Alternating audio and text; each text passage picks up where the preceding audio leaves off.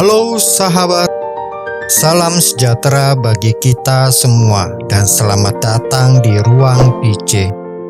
Sebelum kita mulai, jangan lupa di like, share, komen, dan subscribe bagi yang belum. Aktifkan juga lonceng notifikasinya supaya sahabat selalu mendapat pemberitahuan setiap ada konten baru.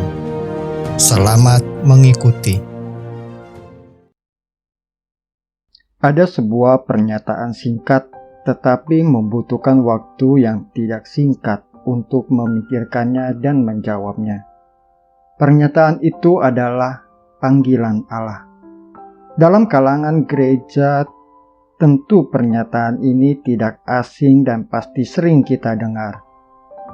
Walau demikian, tidak semudah itu juga kita memahaminya, apalagi menanggapinya dan menjadikannya sebagai bagian dari hidup Kristiani kita. Memang butuh waktu untuk merenungkannya dan butuh banyak refleksi untuk bisa melihat lebih jelas. Dan akhirnya kita bisa menjadikannya menjadi bagian di dalam hidup kita sebagai seorang Katolik. Bentuk aktifnya adalah Allah memanggil. Allah Sang Pencipta alam semesta memanggil. Siapa yang Allah panggil? Ya, tentu kita manusia. Karena hanya manusia yang mampu menanggapi Allah dengan segala caranya. Manusia memiliki fisik dan akal budi yang mampu menanggapi panggilan Allah ini. Kalau manusia yang dipanggil Allah, maka pernyataan berikut adalah, untuk apa?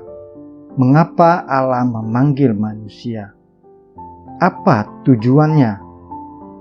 Untuk membantu kita memahami itu, mari kita lihat apa yang gereja ajarkan kepada kita. Dalam Katekismus Gereja Katolik nomor 1 dituliskan, Allah dalam dirinya sendiri sempurna dan bahagia tanpa batas. Berdasarkan keputusannya yang dibuat karena kebaikan semata-mata, Ia telah menciptakan manusia dengan kehendak bebas, supaya manusia itu dapat mengambil bagian dalam kehidupannya yang bahagia. Dikatakan Allah bahagia tanpa batas. Kita manusia memang sangat terbatas dalam memahami kata bahagia ini. Buat kita, kata bahagia hanya bisa kita rasakan secara jasmani. Artinya kita merasa bahagia kalau jasmani kita yang mengatakannya demikian. Dengan segala macam sensor perasa yang tersebar di seluruh tubuh. Atau kita juga bisa bilang bahagia kalau pikiran kita sudah terpenuhi keinginannya. Atau apa yang kita pikirkan tercapai oleh jasmani kita. Itulah bahagianya manusia. Sangat profan, sangat duniawi. Semuanya untuk saya rasakan dan terpenuhinya perasaan itu baik secara jasmani dan batinia. Kita masih sebatas itu saja. Sebenarnya Allah menciptakan manusia supaya manusia juga bisa mendapatkan kebahagiaan yang Allah miliki itu tanpa batas.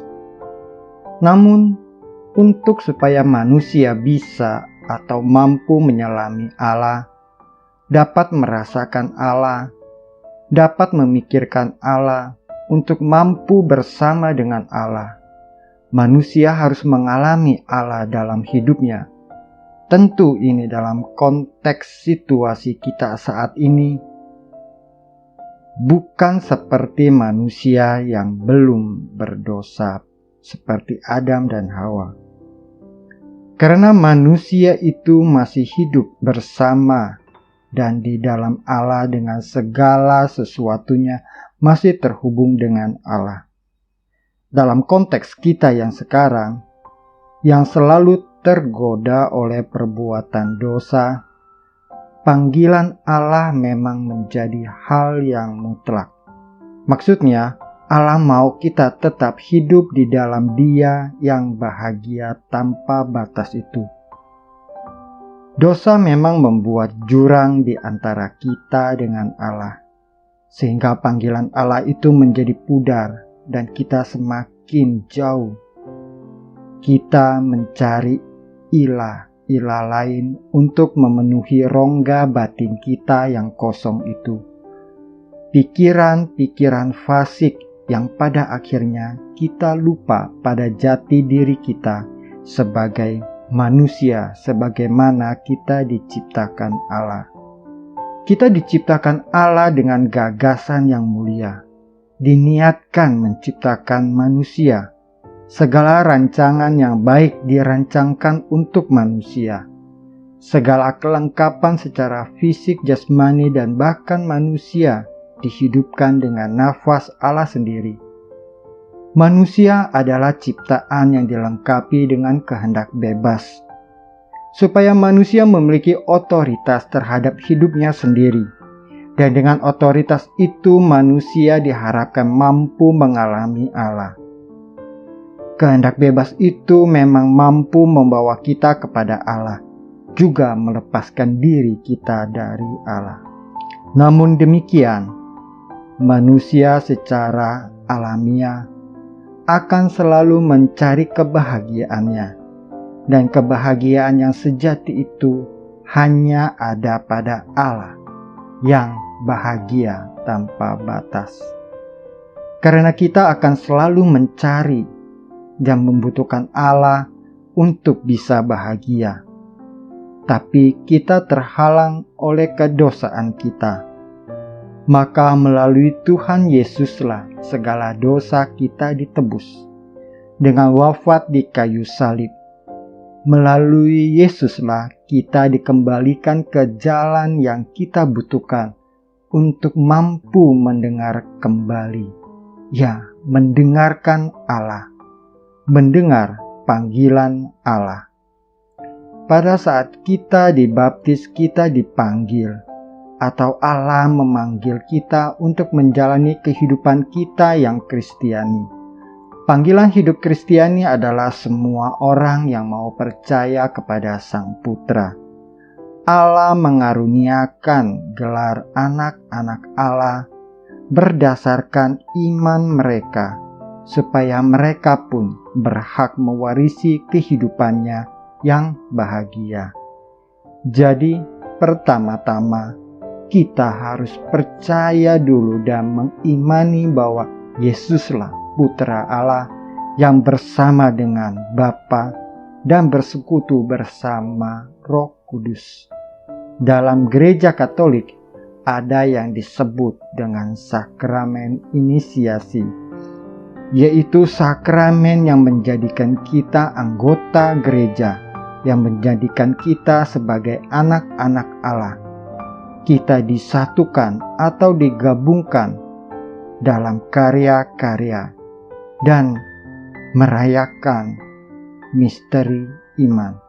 Melalui sakramen-sakramen gereja inilah kita diperkaya dan diberdaya guna untuk menyalami misteri Allah dalam hidup kita. Dengan demikianlah kita menjalani hidup kita terlepas dari semua kemanusiawian kita. Kita akan selalu merasakan kehadiran Allah dalam hidup kita, sehingga kita tidak lagi memikirkan apa yang dikatakan pikiran kita, tetapi apa yang dipikirkan Allah. Kita tidak lagi merasakan perasaan kita, melainkan kita hanya merasakan perasaan Allah. Oleh karena berdaya guna, maka kita dalam bimbingan Roh Allah, kita menjalani kehidupan kita yang Kristiani, sesuai Roh Allah itu berkehendak, dan juga sesuai dengan izin dan kehendak kita. Bersama Allah kita menjalani kehidupan Kristiani yang akan membawa kita kepada kebahagiaan yang sejati itu, sampai kita kembali kepada Sang Bahagia bersama di surga. Dalam hidup ini, kita bisa dipanggil menjalani kehidupan yang profan sebagai kaum awam Kristiani, atau juga kita dipanggil secara khusus untuk menjadi imam atau menjalani hidup dalam salah satu tarekat hidup bakti. Dipanggil kepada kehidupan selibat dengan menjadi biarawan dan biarawati. Kaum awam juga dituntut untuk menjadi saksi imannya kepada dunia melalui panggilannya sebagai orang tua. Panggilan-panggilan lain yang menjadikan profesi-profesi dalam hidup mereka, seperti dokter, ahli ilmu alam, ahli ilmu sosial, atau ahli-ahli ilmu lainnya, dan profesi-profesi lain apa saja, yang semuanya harus kita jalani sesuai dengan tujuan kita diciptakan, yaitu supaya kita menjadi berbahagia. Dengan diri kita melayani sesama dan membantu mereka untuk menemukan kebahagiaan mereka yang sejati bersama Tuhan Allah. Sahabat Ruang PC, itu sedikit refleksi dan permenungan singkat yang terjadi setiap saat kalau kita memikirkan tentang panggilan Allah. Semoga kita melalui pengalaman hidup kita dibawa kepada pengalaman kita akan Allah. Dan oleh karenanya kita semakin terang dan jelas arah jalan dan tujuan hidup kita, yaitu kita semua dipanggil untuk hidup bahagia bersama Allah. Kita dipanggil untuk hidup dalam kekudusan, sebagaimana Allah yang adalah kudus. Jadi sahabat semua sekalian, berhentilah memikirkan apa yang kita pikirkan, tetapi pikirkanlah perkara Allah.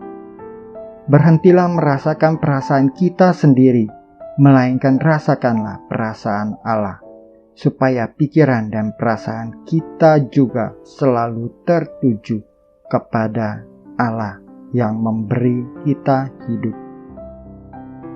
Sampai jumpa lagi di episode berikutnya. Terima kasih. Non scole servita discimus. Sahabat Ruang PC, demikian episode kali ini. Silakan tulis komentar Anda untuk saling berbagi. Kasih like bila Anda suka, bagikan ke teman-teman, keluarga, atau media sosial Anda supaya bisa memberi inspirasi. Subscribe atau tekan tombol loncengnya supaya Anda selalu mendapat pemberitahuan setiap ada video baru. Tuhan memberkati. Non scole servita discimus.